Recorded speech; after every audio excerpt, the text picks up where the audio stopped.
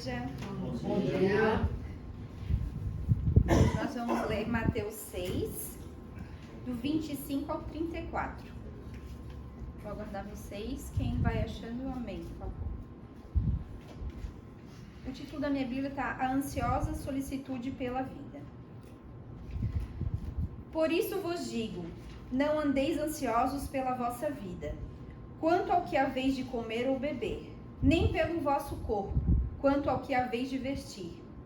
Não é a vida mais do que o alimento, e o corpo mais do que as vestes? Observai as aves do céu. Não semeiam, não colhem, nem ajuntam em celeiros. Contudo, vosso Pai Celeste as sustenta.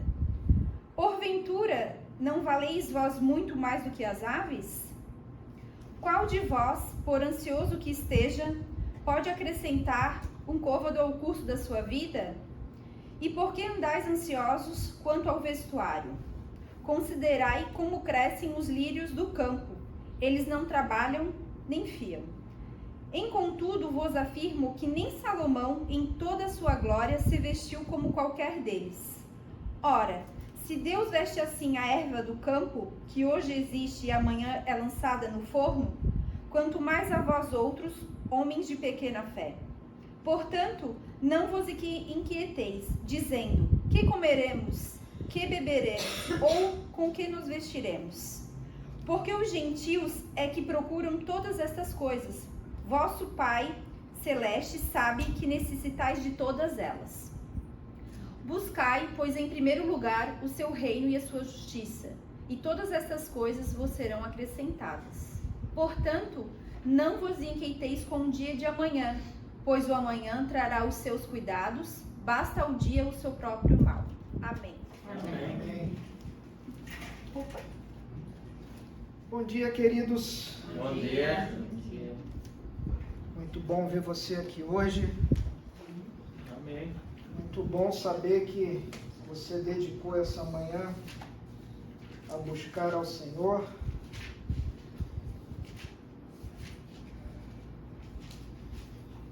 E vou pedir a vocês que deixem esse texto de Mateus 6 aí marcado, que a gente vai voltar nele. E vamos abrir também em Lucas 11, que é o texto da nossa mensagem de agora. Nós vamos ler do versículo 5 até o versículo 13. Eu queria te pedir, não que hoje seja diferente de algum outro dia, mas se a tua Bíblia está no teu celular, coloca no aviãozinho, para que nenhuma mensagem de WhatsApp chegando, nada distraia você, que você permaneça com a tua Bíblia aberta, porque nós vamos passar por uma série de conceitos, que são conceitos da teologia, e que podem não ser de tão fácil entendimento. Então, que você dedique agora esse tempo a realmente mergulhar aqui na Escritura e colocar toda a tua atenção nela, para que você entenda sobre esse texto que nós vamos expor. Então, Lucas 11, do versículo 5 até o versículo 13.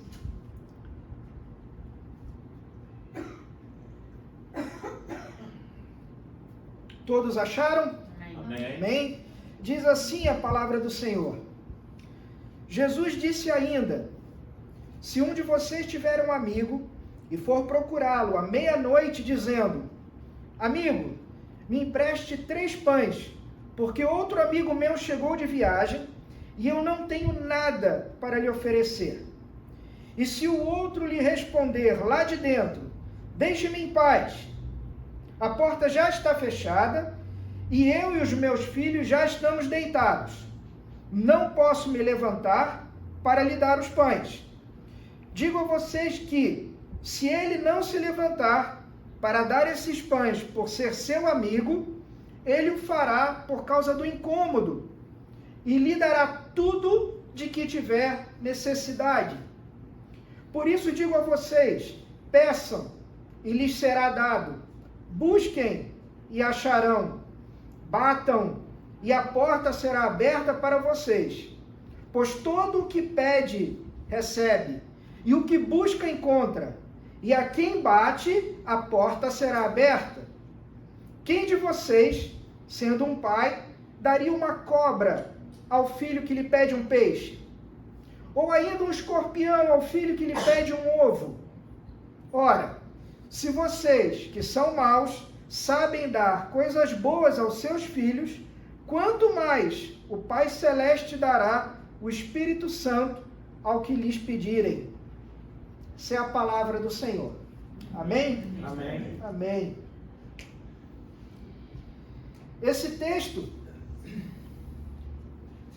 que está aqui diante de nós, do versículo 5 até o versículo 8, é uma parábola contada pelo Senhor Jesus, e eu confesso a vocês que se trata de uma das palavras mais difíceis do Evangelho de Lucas, e com certeza uma das parábolas mais difíceis da Bíblia.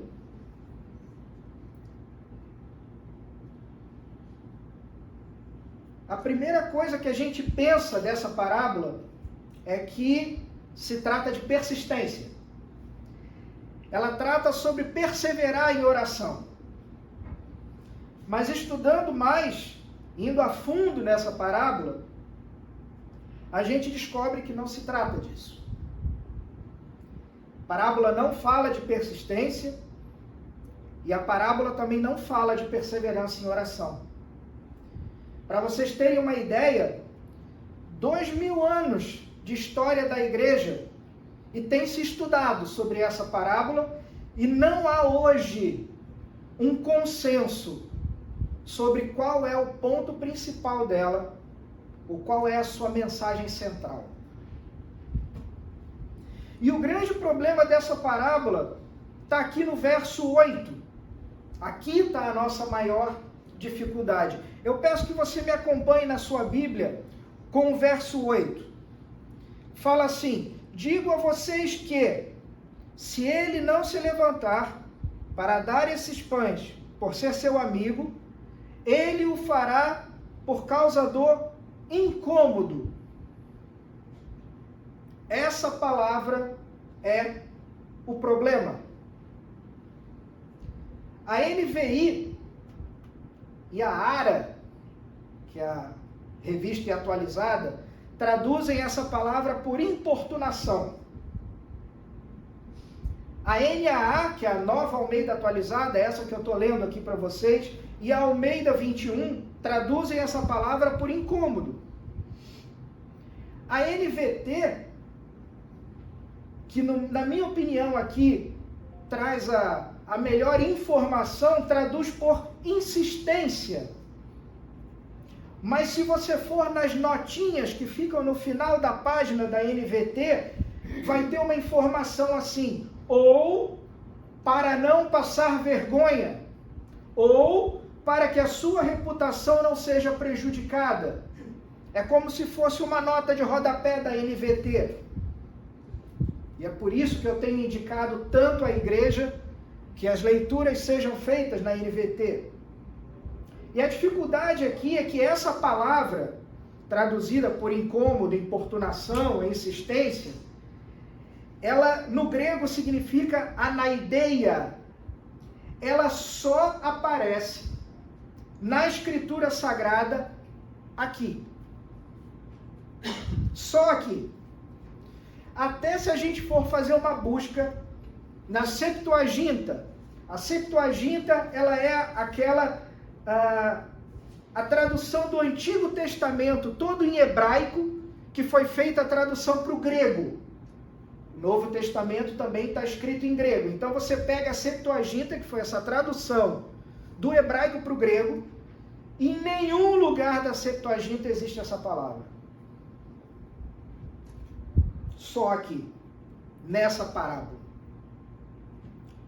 Para piorar, se a gente for fazer um estudo dessa palavra na nossa literatura secular, a gente vai descobrir que ela tem um significado, um sentido extremamente negativo, incômodo, importunação.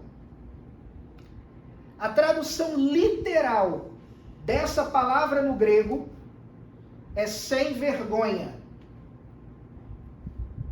Por isso eu coloquei aqui, sem vergonha de pedir. Mas não é sem vergonha de chamar a pessoa, você é um sem vergonha, hein? Não.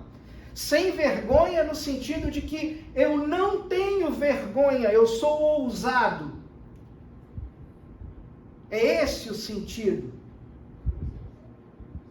Alguém quer vir aqui na frente e ler? Não, eu tenho vergonha.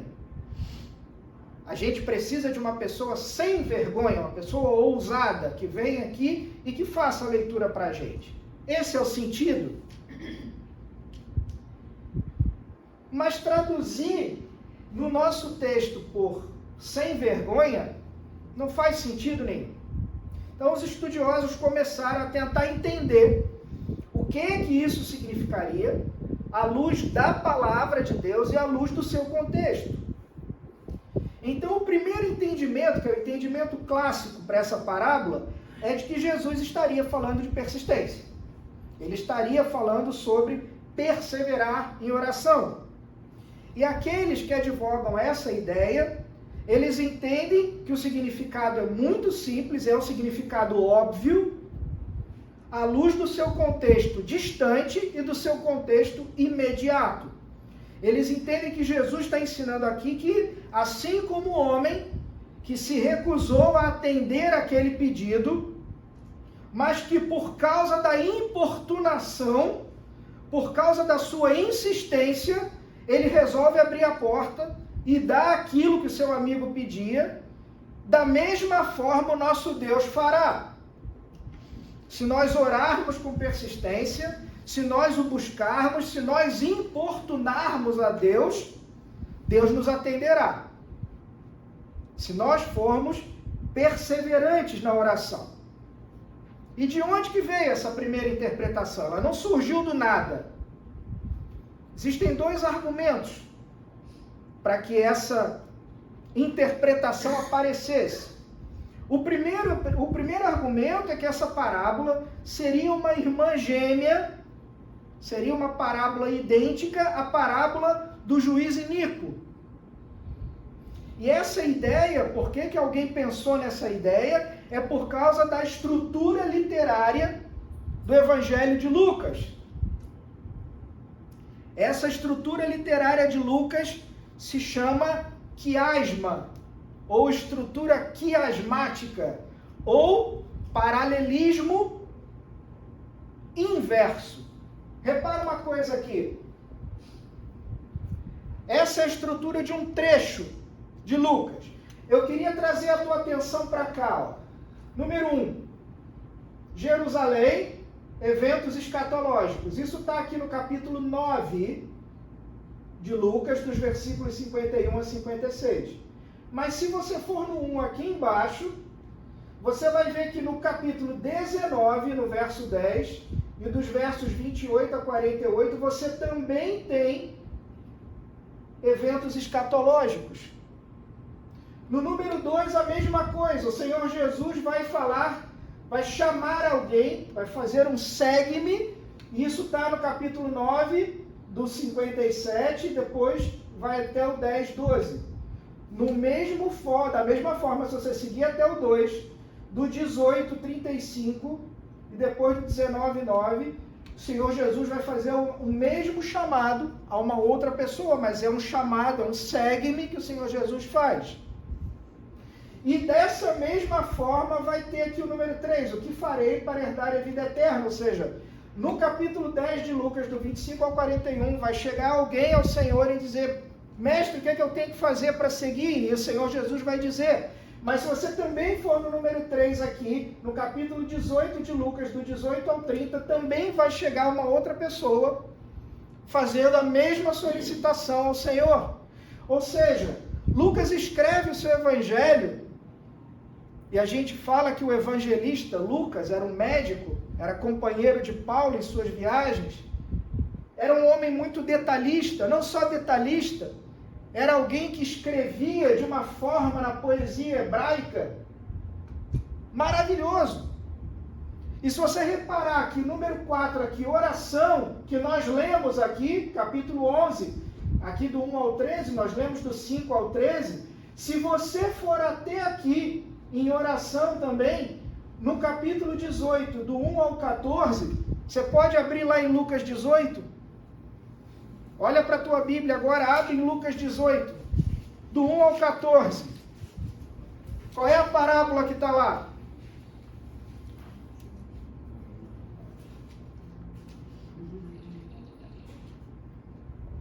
Lucas 18, do 1 ao 14. Do juiz iníquo. É essa parábola, não é? Ou seja, porque existe um paralelo de assuntos entre os vários correspondentes do Evangelho, os estudiosos olharam para esse paralelismo e falaram, se aqui é a parábola do juiz iníquo, 18, do 1 ao 14, então o paralelo perfeito dela seria essa parábola, aqui, do 1 ao 13. Então, se aqui embaixo o juiz iníquo fala de persistência, aqui em cima, o amigo insistente também vai falar de persistência. Esse é o primeiro motivo. Eles entenderam que havia um paralelo, né? Juiz iníquo fala de persistência, então essa nossa parábola também fala de persistência. Então, se as duas parábolas são parábolas gêmeas, eles traduzem a palavra por importunação. Ótimo. Deixe sua Bíblia aberta aí. O segundo argumento de quem defende isso, e a gente precisa ser honesto com esses que defendem essa interpretação, de que o sentido aqui seria persistência, é de que os contextos anterior e posterior, eles falam de oração. E o contexto posterior, principalmente. Porque se você logo depois da parábola vai ler Lucas 11, do 9 ao 13, ele fala sobre bater, sobre buscar. Não é verdade? Bata e a porta lhe será aberta. Peçam e lhe será dado. Então o contexto posterior fala sobre isso. Então por isso essa interpretação caminha durante muitos séculos. Traduções mais antigas, como a Revista e Corrigida, né, a ARC, que é uma tradução que a gente já nem recomenda mais à igreja a leitura, a gente tem mais para estudo, ela trata dessa maneira. Comentaristas mais antigos vão tratar dessa maneira. No entanto, quando a gente estuda isso mais a fundo, eu quero te apresentar uma outra tese de que essa parábola que nós lemos não fala sobre persistência. A ideia central, ou ensinamento central, não é que nós devemos persistir, e se nós persistirmos, se nós perseverarmos, Deus vai dar aquilo que a gente pede. Não é isso. E eu quero tentar trazer isso para você. Porque se a interpretação for essa,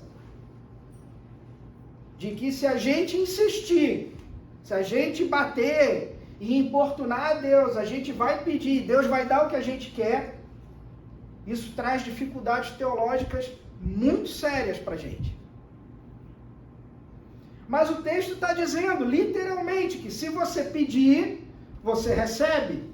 E se você fizer isso com insistência, você vai receber. E se nós entendermos que esse é o ensinamento, então é fácil a gente conseguir as bênçãos do Senhor pelo meio da oração. É só nós orarmos o tempo todo, é só nós importunarmos a Deus e Ele vai nos abençoar. E isso vai trazer uma dificuldade grande para a gente. O problema aqui é exatamente o que nós devemos pedir e como nós devemos pedir. Que a gente deve perseverar em oração, isso é uma verdade bíblica, não há discussão sobre isso. A parábola que está em paralelo com ela, do juiz iníquo aqui, nos fala sobre isso. Devemos orar, devemos persistir em orar. Mas se a gente entende que o significado é de persistência, a gente tem dificuldades teológicas. Por que então eu acho que essa parábola não pode ser entendida como persistência? Por que não é esse o seu ponto central? Primeiro ponto, a ideia de persistência, ela não é real nessa parábola. Observe na sua Bíblia do verso 5 até o verso 8. Não existe a ideia de bater. Leia o texto do 5 ao 8. Você vai ver que não diz em momento nenhum que ele bateu. Correto? O que ele faz é chamar. Mas não diz em momento nenhum do 5 ao 8 que ele bate. Segundo ponto. É dito lá no verso 9 que você precisa bater. E que você bate com insistência. E pela sua insistência, ele vai abrir. Mas, de novo, a parábola do 5 ao 8 não diz que ele bateu. Ou que ele bateu mais de uma vez. Na verdade, a parábola fala que ele simplesmente chama e quem está dentro responde. Também não fala que ele chamou uma vez, chamou 2 vezes, chamou 3 vezes, chamou 4 vezes. Depois de muita insistência, o camarada lá de dentro falou, tá bom, eu vou abrir a porta. Não fala isso. Mas esses argumentos, a gente chama de argumentos periféricos. Diante do argumento maior, que mostra que não é esse a ideia, não é essa a ideia do texto, não é persistência. O argumento está no próprio texto. E eu quero de novo chamar a sua atenção para um detalhe importante. Veja o início do verso 5. A NVI e a NVT, mais uma vez, vão traduzir por suponham ou suponha. Ou seja, existe um aspecto de hipótese. É um caráter hipotético da fala do Senhor. A NAA, que é essa que eu estou lendo, fala, se um de vocês tiver um amigo. A Almeida 21 também traduz como se alguém tiver um amigo. Mas a ARA, a Revista Atualizada, traduz como qual dentre vós?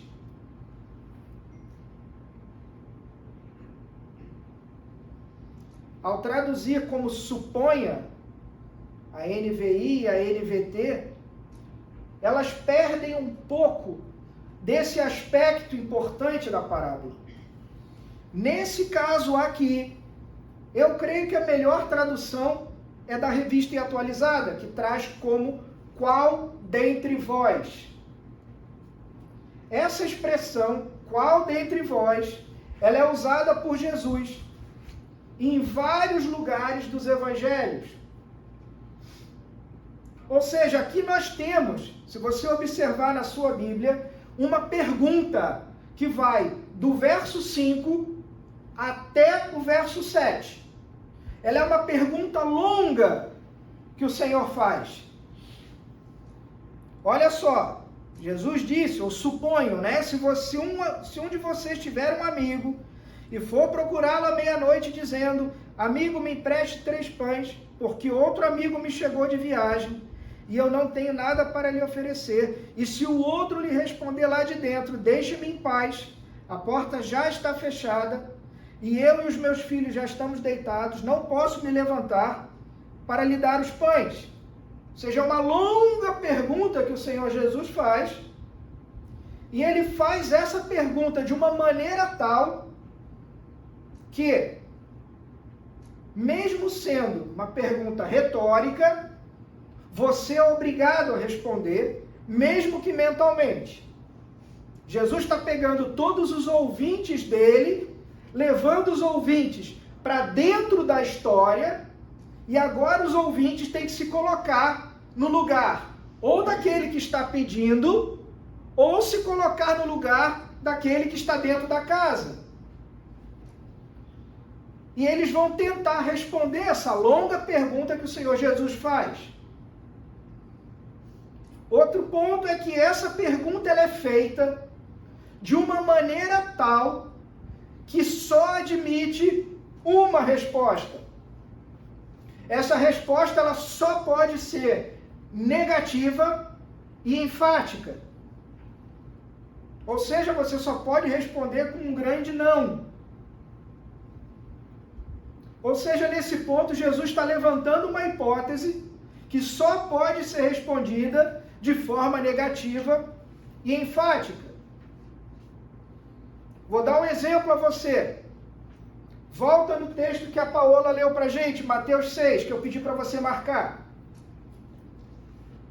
Eu vou fazer novamente a pergunta que Jesus fez aos seus discípulos, do texto que nós lemos agora aqui na nossa leitura congregacional, e eu quero que você, de forma racional, em sã consciência, responda de forma positiva a essa pergunta. Quem de vocês, por mais que se preocupe, pode acrescentar um côvado ao curso da sua vida? Ou na NVT, qual de vocês, por mais preocupado que esteja, pode acrescentar ao menos 1 hora à sua vida? Tenta responder de maneira positiva a essa pergunta.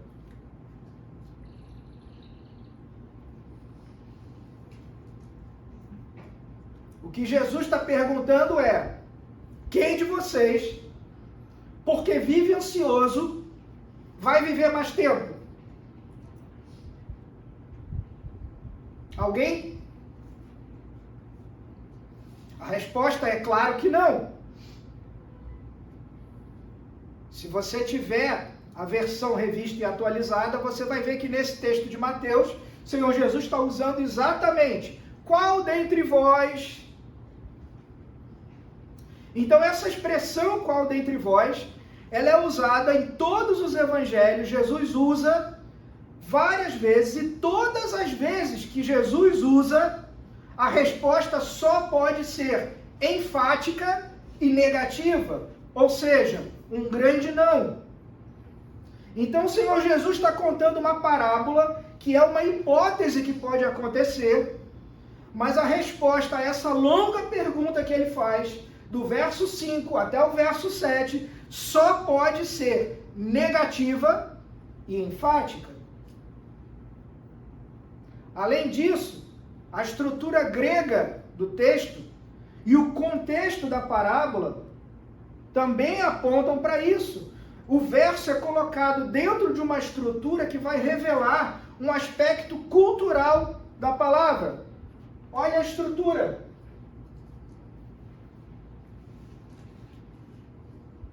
É feito um pedido primeiro, que é o verso 1. Amigo, empreste-me 3 pães. No 2 é apresentado o motivo desse pedido. Porque um amigo me chegou de viagem. No 3 é feito um apelo ao dever, que é o dever de honrar o amigo, e não tenho nada para lhe oferecer.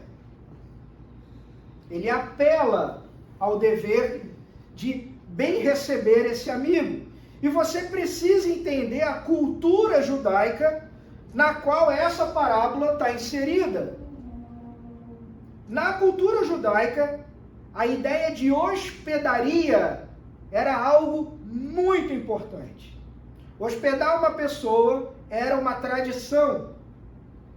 Só que, quando você recebe um hóspede, não é só você que o recebe, e sim toda a comunidade o recebe.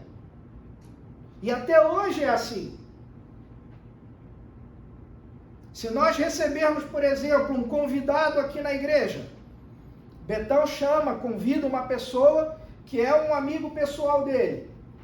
Ele chega aqui, Betão o cumprimenta, mas eu também o cumprimento.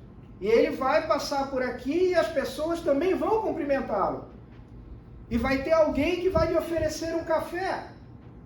e depois ele vai conversar com outras pessoas, ou seja, a comunidade o recebe, embora o convite tenha sido feito pelo Betão.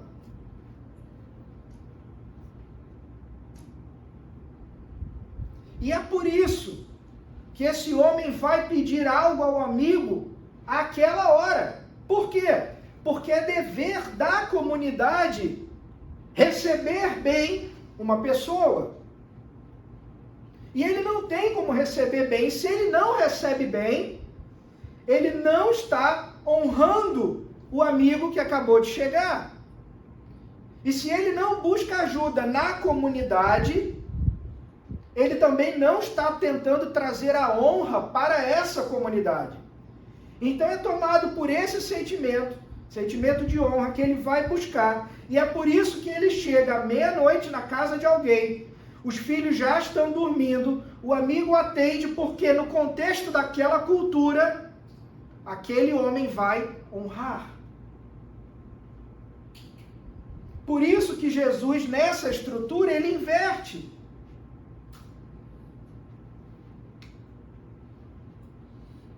Não me incomode, é o dever que está sendo rejeitado, é a desonra ao amigo. A porta fechada, os filhos deitados, é o motivo da rejeição, que é um motivo banal. A porta não é tão pesada assim que não possa ser aberta. E se os filhos acordarem, eles vão depois voltar a dormir. Ou seja, Jesus então cria uma estrutura e pergunta: você imagina que isso pudesse acontecer? E alguém tomado por esse contexto, inserido naquela cultura, diria: ah, Senhor, jamais isso poderia acontecer. Então, como que a gente tem que interpretar essa parábola? Se a ideia não é de persistência, qual é a mensagem central dessa parábola? E eu trouxe aqui duas interpretações, que são as mais coerentes e são as duas interpretações mais aceitas e trabalhadas pelos estudiosos hoje. A primeira interpretação fala o seguinte: Jesus está dizendo aqui que o homem que está dentro da casa é um homem que não vai se deixar envergonhar. A ideia de vergonha permanece de maneira literal, porque essa é a melhor tradução. E no conceito do mundo antigo, vergonha e honra eram duas coisas muito fortes. E esses estudiosos, eles acreditam que Lucas está usando aqui uma maneira de dar a ideia de negação. Por exemplo, nós temos no português, na nossa língua, a ideia de que se nós botarmos a letra A na frente de uma palavra, nós damos ideia de negação. Se eu falar, por exemplo, moral, se eu botar o A na frente, fica amoral. Ou seja, dá a ideia de negação àquela palavra. O autor entende que Lucas está aqui fazendo exatamente isso. Ele entende que a palavra significa literalmente vergonha, mas a maneira com que Lucas a coloca significa o contrário de vergonha, como se fosse o amoral. E o contrário de vergonha, logo, honra. Ou seja, quem está dentro da casa vai atender porque é um homem íntegro, um homem que honra a sua comunidade e a sua palavra. Então é o sentimento de honra de quem está dentro que faz com que o pedido seja aceito. Não é porque quem está fora é digno. Inclusive, quem está fora está no horário ruim, veio no momento que a família está dormindo, está tudo contra o cara que está do lado de fora. Mas quem está dentro jamais deixaria de atendê-lo, simplesmente por causa da honra. Essa é a primeira interpretação. A segunda interpretação, a gente entende que essa palavra tem como sujeito não quem está dentro da casa, mas aquele que está fora da casa.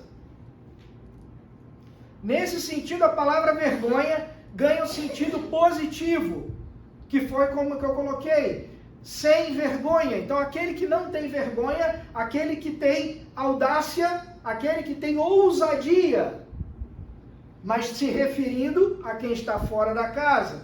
Então, essa interpretação atribui a característica a quem pede, não a quem está dentro da casa.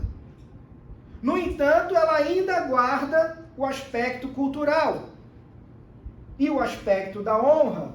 Quem está do lado de fora, ele é ousado em pedir, porque sabe que quem está dentro da casa vai honrar.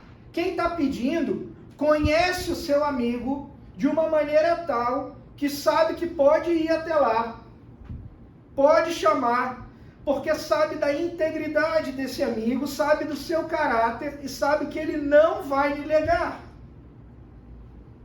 A sua audácia, a sua ousadia é justificada pelo caráter de quem recebe o pedido.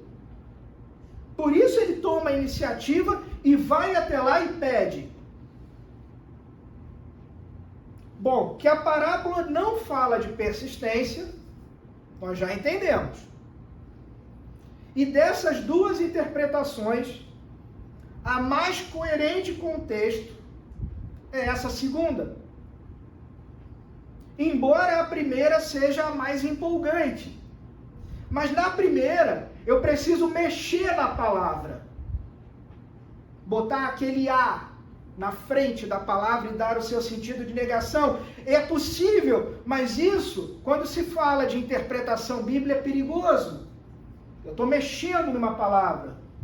A segunda interpretação, ela é muito mais coerente, a que dá ousadia a quem está do lado de fora.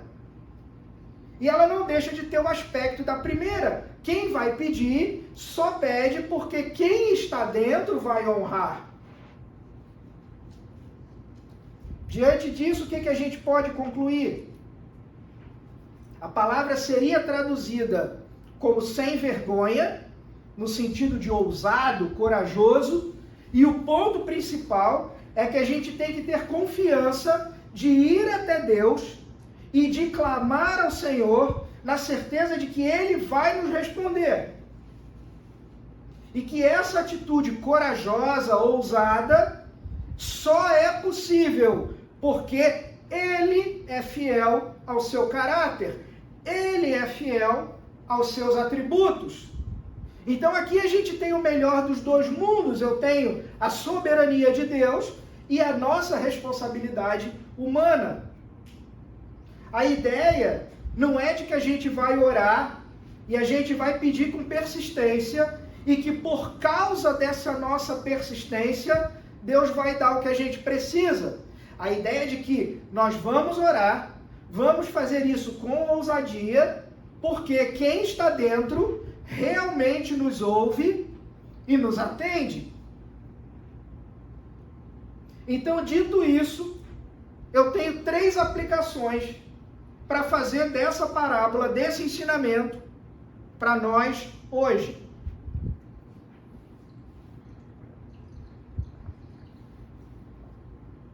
A primeira aplicação: nem sempre oração perseverante mais fervor espiritual é igual a resposta positiva. Nem sempre oração perseverante mais um fervor espiritual é igual a resposta positiva. Essa parábola, ela é de extrema importância para aquilo que a gente chama de teologia da oração. Por quê? Porque a teologia da oração de muitas igrejas hoje e de muitos teólogos é uma teologia onde Deus é o servo e o homem é quem manda. Por isso você pode decretar, você pode pedir o que você quiser, porque se você fizer isso com fé, Se você fizer isso com insistência, se você importunar a Deus, Deus vai te dar o que você pede. Essa parábola nos diz que nem sempre. E é interessante a gente observar que essa parábola também nos ensina sobre o conteúdo da oração. Você imagina a seguinte cena: um jovem, ele chega em casa, ele fecha a porta do seu quarto, ele se ajoelha e ele fala assim: Pai, o Senhor sabe que nessa vida dinheiro é tudo. Sem Ele, Pai, nós somos privados de muitas coisas boas. Como posso, Pai, viajar e conhecer o mundo sem dinheiro? Como posso me locomover com segurança, Pai, sem ter um carro? Como posso me casar com uma mulher bonita se eu sou pobre? O Senhor sabe, Pai, que dinheiro é muito importante. E como a oração também precisa de ação, eu já fiz a minha parte. Eu joguei na Mega Sena da virada. Faz agora, Senhor, com que os meus números sejam sorteados. Eu te pergunto, querido, você acha que Deus vai olhar do céu e vai responder essa oração? Não, Deus não vai ouvir essa oração. Mas o texto diz: bata e a porta será aberta. Busquem e vocês vão achar. Peçam e lhes será dado. O texto é categórico. Isso deve acontecer. A parábola diz que se você pedir, a resposta é positiva. Lembra daquela pergunta longa do Senhor Jesus, dos versos 5 ao 7? Ninguém deixaria de fazer, a resposta só pode ser enfática e negativa. Não, Senhor, nunca ninguém faria isso. E a aplicação é, realmente Deus não vai deixar de dar quando você pede. Aí cria uma confusão enorme, né? Deu um nó agora. Eu faço tantas orações que não são respondidas. Eu peço tanta coisa. Deus não me ouve. Não me responde, não me atende. Então como assim? A gente vai pedir e Deus vai dar? Um dos estudiosos, um dos teólogos que defende essa segunda interpretação, ele fala, nos lembra de um princípio básico da interpretação bíblica. Ele diz, abre aspas, a gente não pode pegar esse texto e entendê-lo fora do seu contexto, sobretudo do contexto anterior. Fecha aspas. Olha para a tua Bíblia, vê lá em Lucas 11, o que vem antes do versículo 5.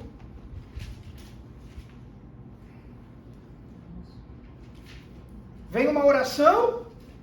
Que oração é essa que vem aí? Lucas 1 ao 4. É o Pai Nosso, não é?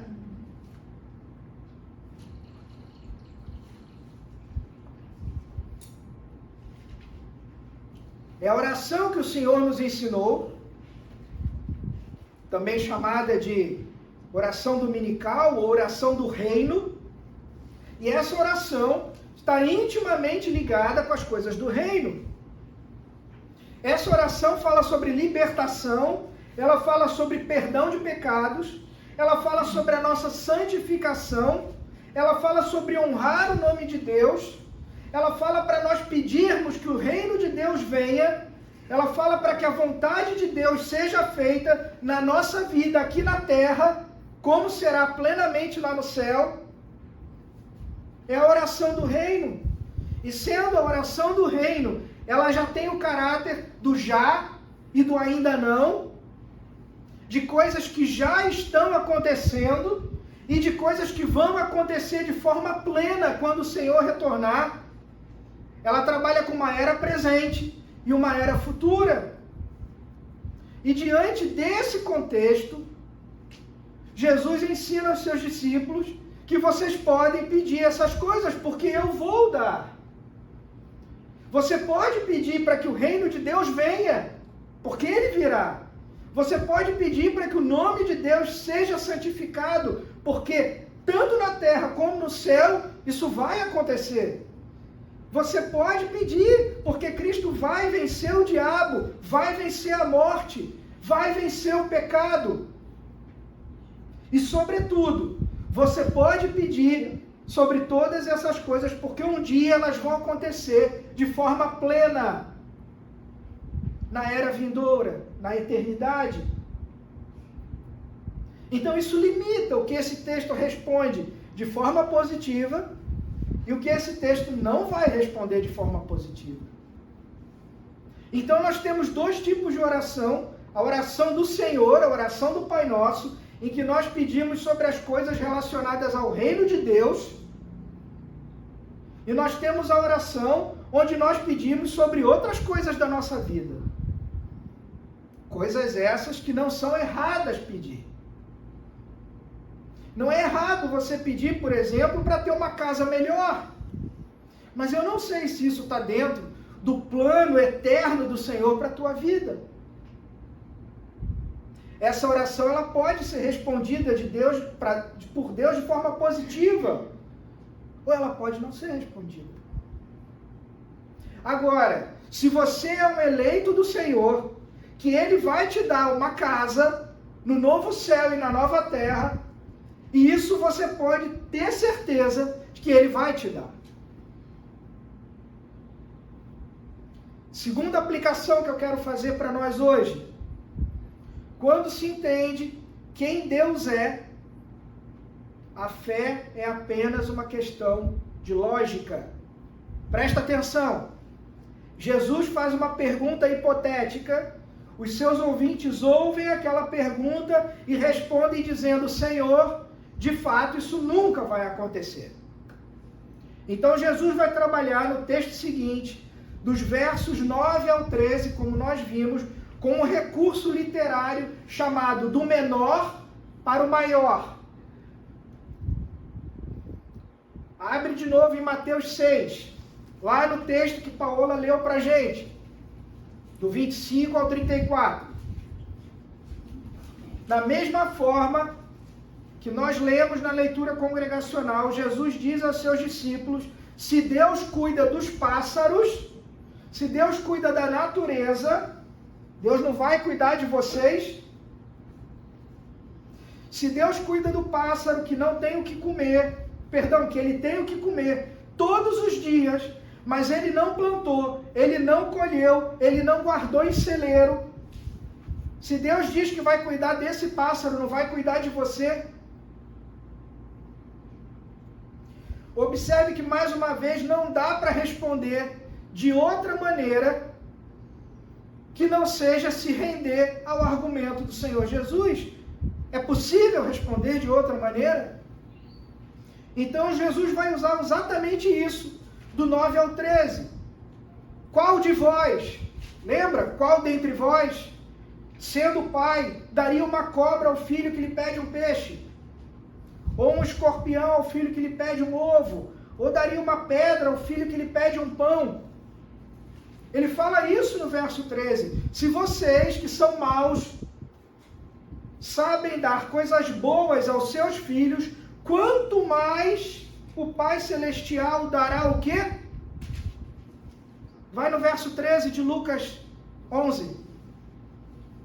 Lucas 11, verso 13. Se vocês que são maus sabem dar coisas boas aos seus filhos, quanto mais o Pai Celeste dará o Espírito Santo aos que lhe pedem.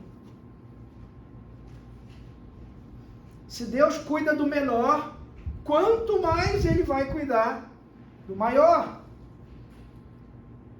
Se você, no momento de necessidade, você vai até um amigo, esse amigo lhe abre a porta e fala: vamos conversar, e se ele tem condições, ele lhe ajuda naquilo que você precisa, quanto mais o Pai Celestial. Jesus está dizendo, vá ao Pai. Vá com fé, vá com confiança. Se você que é pecador, falho, você atende alguém, mesmo não sendo alguém próximo de você, que lhe pede uma ajuda, quanto mais Deus, o Pai que te ama. Então, nessa lógica do Senhor Jesus, não tem outra coisa a fazer que não seja se render e dizer, é verdade, Senhor. Terceira aplicação. A teologia da quietude é filha da teologia do ser de Deus. A teologia da quietude é filha da teologia do ser de Deus. Olha o que o Betão leu para a gente no início do nosso culto. Ele tinha uma exortação a fazer à igreja e ele usou o mesmo texto de Mateus 6 e eu não combinei isso com ele.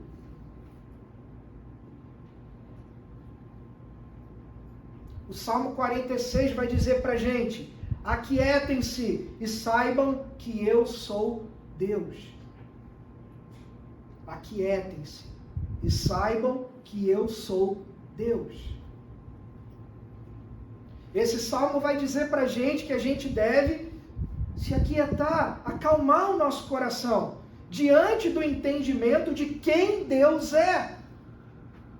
Se Deus é soberano, como o Betão comentou, se Deus governa todas as coisas, é uma questão de lógica.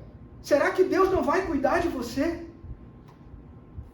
Se Deus governa o universo, criando um equilíbrio perfeito entre cada planeta, entre cada galáxia, para que o nosso planeta não esteja nem muito perto do Sol para a gente torrar de calor, nem muito longe do Sol para a gente congelar, será que Deus não pode governar a sua vida? Se Deus cuida do mundão lá fora, será que Ele não pode cuidar do seu mundinho? A resposta, mais uma vez, é lógica e óbvia. É claro que Ele pode. Mas então eu tenho uma pergunta para você e para mim também.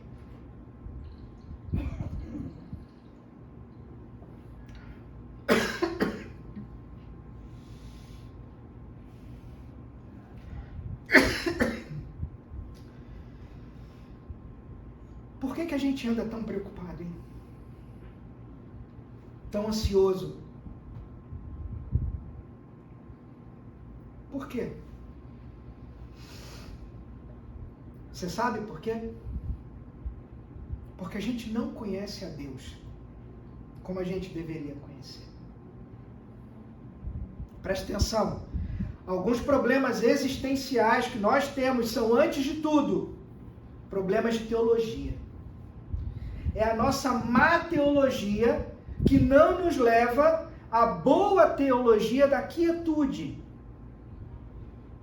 É o entendimento de quem é Deus, quem é o conhecer de Deus que faz com que a gente se aquiete, se acalme e que a gente entenda que Ele governa.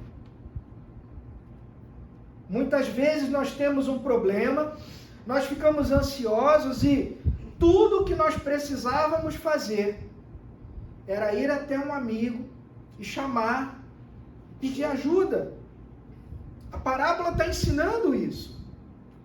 No meio da dificuldade, no meio da luta, existe um Deus lá em cima que está dizendo para você, calma, aquieta o teu coração, eu estou aqui. Eu sou um Deus presente. Para de andar ansioso. Você não vai conseguir. Mas eu estou no controle de todas as coisas. Eu governo todas as coisas. Amém? Amém. Fecha o teu olho, curva a tua cabeça. Vamos orar. Senhor Deus Pai Todo-Poderoso, Nós te agradecemos, Senhor, pela tua palavra. Nós te agradecemos, Senhor, porque essa palavra nos leva, nos conclama a clamar ao Senhor, nos leva a sermos ousados, Pai. Nos leva a sabermos que o Senhor está presente, o Senhor governa e o Senhor nos ouve. Essa palavra também ensina, Pai, como nós devemos pedir e o que nós devemos pedir ao Senhor. Nos dá, Senhor, o entendimento dessa palavra, aplica ela, Pai, ao nosso coração, à nossa vida, para que a gente deixe, Pai, de andar tão ansioso, tão preocupado. Isso não remove as nossas responsabilidades, nós sabemos disso, mas nós precisamos nos aquietar e saber que o Senhor controla e governa tudo, Pai. Nada escapa ao teu cuidado, ao teu controle. E é por isso que nós podemos descansar no Senhor. Nos momentos de dificuldade, nós podemos clamar ao Senhor, podemos bater com ousadia a tua porta, porque sabemos que o Senhor nos atende. O Senhor é fiel ao seu caráter, aos seus atributos. O Senhor cuida de nós. O Senhor não mente, o Senhor mantém as suas promessas. Nós te agradecemos por isso, Pai. Nos leva, Senhor, a cada vez mais conhecer o Senhor, a buscar o Senhor na tua santa palavra, através da oração. Que não tenhamos preguiça, Pai. Que não sejamos nunca desencorajados ou esmorecidos, Pai. Teu Santo Espírito nos leve sempre a buscá-lo. Essa é a oração, Pai, que nós fazemos. E nós a fazemos no nome do Senhor Jesus Cristo, nosso Salvador e o seu Santo Filho. Amém. Amém. Amém.